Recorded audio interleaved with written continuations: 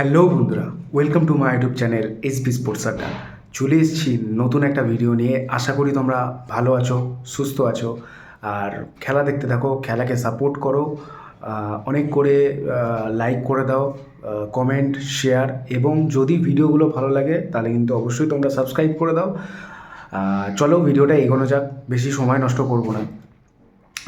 এখন সবথেকে বড় বিষয় যেটা যেটা ইস্টবেঙ্গল সমর্থকরা বসে আছে, যে কখন ইস্টবেঙ্গলের বিদেশি নাম ঘোষণা করা হবে ইস্টবেঙ্গল ক্লাবের তরফ থেকে।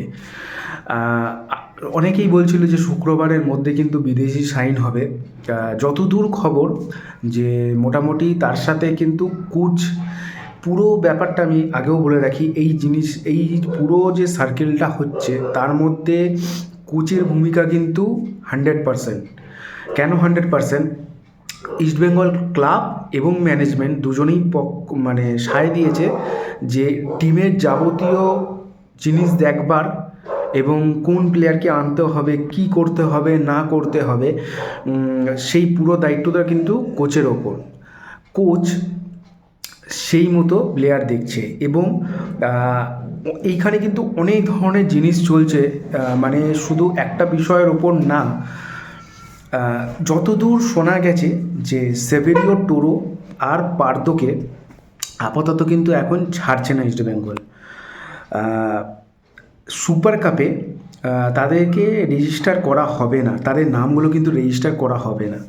তার পরিবর্তে দুজন নতুন যে বিদেশি সাইন করবে তাদেরকে সুপার কাপে দেখে নেবে। যদি মনে হয় যে না, তারা সেই জায়গাটা দিতে পারছে এবং ভরসাটা দিতে পারছে, তাহলে আগামী দিনের জন্য ইস্টবেঙ্গল তাদেরকে সাইন করাবে। সেক্ষেত্রে টোরো এবং পারদোর ভবিষ্যৎ কিন্তু অনিশ্চয়তার মধ্যে থাকবে। এইবার যেটা আরেকটা জিনিস শোনা গেছে, যে যেই সেন্টার ফরওয়ার্ড কাম অ্যাটাকিং মিডফিল্ডার বা যেই ধরনের প্লেয়ার আসুক না কেন, তার মধ্যে একজন বিদেশি একটু হাই প্রোফাইল হবে, যার স্যালারি ক্যাপ হবে বছরে 6 কোটি টাকা। 2 বছরের চুক্তিতে যদি আনে তাহলে 12 কোটি টাকা। সেই প্লেয়ারের সাথে কিন্তু ইস্টবেঙ্গলের কথা হচ্ছে, এবং সেই টাকাটা অনেকটাই একটা টাকা। সেই জিনিস নিয়ে, রেট নিয়ে কিন্তু একটা নেগোসিয়েশন চলছে কোচের সাথে, এবং কোচ চেষ্টা করছে তাকে আনার জন্য। হয়তো এটা হয়তো এগ্রি হয়ে গেছে তার এজেন্ট, শুধু সইটা করলে তারপরে অফিসিয়াল হবে। এই ধরনের কিছু নিউজ কিন্তু উঠে আসছে। আর ইস্টবেঙ্গল কিন্তু সানাকে, নিখিল পূজারি এবং হিতেশকে অলরেডি তারা অফার করেছে, এবং তার মধ্যে নিখিল পূজারি এবং হিতেশ দুজনেই আসতে ইন্টারেস্টেড, এবং সানাকে পাওয়ার জন্য আরও কিন্তু অনেক ক্লাব রয়েছে, কিন্তু ইস্টবেঙ্গল পুরো ক্রমে চাইছে সানাকে। আর নিখিল পূজারিকে কিন্তু মুম্বাইও কিন্তু অফার করেছে, এবং যথেষ্ট ভালো একটা অ্যামাউন্টের অফার করেছে।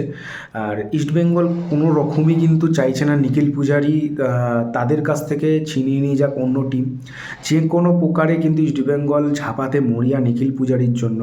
এবং হিতেশ শর্মা, হায়দ্রাবাদের অনেক প্লেয়ারই কিন্তু দল ছাড়তে চাইছে হায়দ্রাবাদ থেকে। কেন, হায়দ্রাবাদের এখন যা পরিস্থিতি, সেখানে একটা বাজে অবস্থায় রয়েছে, কোশ্চেন মার্কে আদৌ কতদিন হায়দ্রাবাদ ক্লাবটা থাকবে।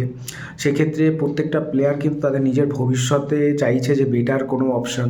সেক্ষেত্রে ইস্টবেঙ্গল কিন্তু যেটা করার সেটাই কিন্তু করেছে। আর হিতেশকে অনেক দিন ধরেই তারা ট্রাই করছিল, এখন কোনো কিছুই কনফার্ম হয়নি, বাট আশা করি যেটুকু খবর উঠে আসছে বা এসেছে, যে 90% কিন্তু কনফার্ম আছে। বাট নিখিল পূজারিকে মুম্বাই কিন্তু অফার করেছে, কিন্তু ইস্টবেঙ্গল পুরো অল আউট যাচ্ছে নিখিল পূজারির জন্য।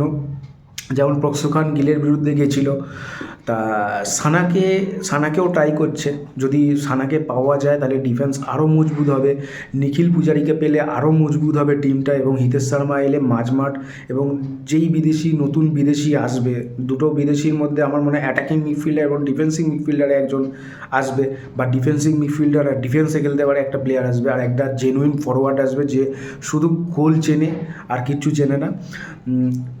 আর একজন ইন্ডিয়ান স্ট্রাইকার, আইজল এফসির, মিজোরামের প্লেয়ার, আইজল এফসির হয়ে খেলে, যথেষ্ট ভালো একটা পারফরমেন্স রয়েছে এবং তাকে নেওয়ার জন্য কিন্তু অল আউট। অ্যাকচুয়ালি আমি এই খবরটা এখনও ঠিক মতন পাইনি যে সে সাইন করে নিয়েছে বা করবে, কিন্তু ইস্টবেঙ্গল চাইছে ডেভিড অলরেডি হয়ে আছে। হয়তো একসাথেই সব কিছু অ্যানাউন্সমেন্ট হবে যদি সব কিছু ঠিকঠাক থাকে, এবং মিজোরামের যদি এই প্লেয়ারটাকে পায় তাহলে স্ট্রাইকিং লাইনে কিন্তু যথেষ্ট ভালো একটা স্ট্রাইকিং লাইন, এবং টিমটা কিন্তু যথেষ্ট ভালো একটা টিম সত্যিকারে দেখাচ্ছে। গত 3 বছর ধরে যেই পজিশানে ছিল ইস্টবেঙ্গল, সেইখান থেকে আস্তে আস্তে কিন্তু ব্যাক করেছে, এবং কোচ ভরসা দিয়েছে যে ইস্টবেঙ্গল ভবিষ্যতে আরও অনেকটা পথ যেতে পারে, সেই পরিকল্পনাতেই এগোচ্ছে। এবং আমি মনে করি যথেষ্ট ভালো একটা চয়ন করেছে কোচ, যে সুপার কাপে বিদেশিদের দেখে নেবে এবং কিছু প্লেয়ারদের দেখে নেবে, যদি পারফেক্ট মনে হয় তাহলে যাবে, আর যদি না মনে হয় তাহলে যেই বিদেশিদের সাথে ছিল সেই বিদেশির সাথেই যাবে তারা। এই নিউজগুলি আপাতত আছে। আর সুপার কাপের ম্যাচ তো আর কিছুদিন পরেই শুরু হচ্ছে, তা যথেষ্ট ভালো হাই ভোল্টেজ একটা ম্যাচ দেখতে পারবো আমরা। আর জিও সিনেমাতে দেখাবে সুপার কাপ। আপাতত এই নিউজই আছে, সেরকম কোনো নিউজ নেই, যদি হয় অবশ্যই তোমাদেরকে দেবো। আর প্রত্যেকটা নিউজই কিন্তু রিউমার, এখনও কিন্তু কোনো কিছু কনফার্ম হয়নি, প্রতিদিন নিউজ কিন্তু বদলায়। আজকে হয়তো নিখিল পূজারি বা হিতেশ শর্মা হয়তো কনফার্ম হয়ে আছে, হট করে হয়তো 1 ঘন্টার মধ্যে আবার অন্য ক্লাব হয়তো সাইন করে নিয়ে চলে যেতে পারে, এরকম হতে পারে।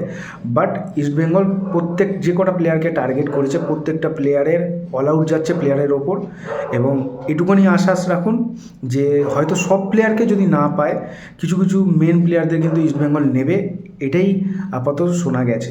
নেক্সট ভিডিওতে দেখা হচ্ছে, অবশ্যই তোমরা সাবস্ক্রাইব করে দাও।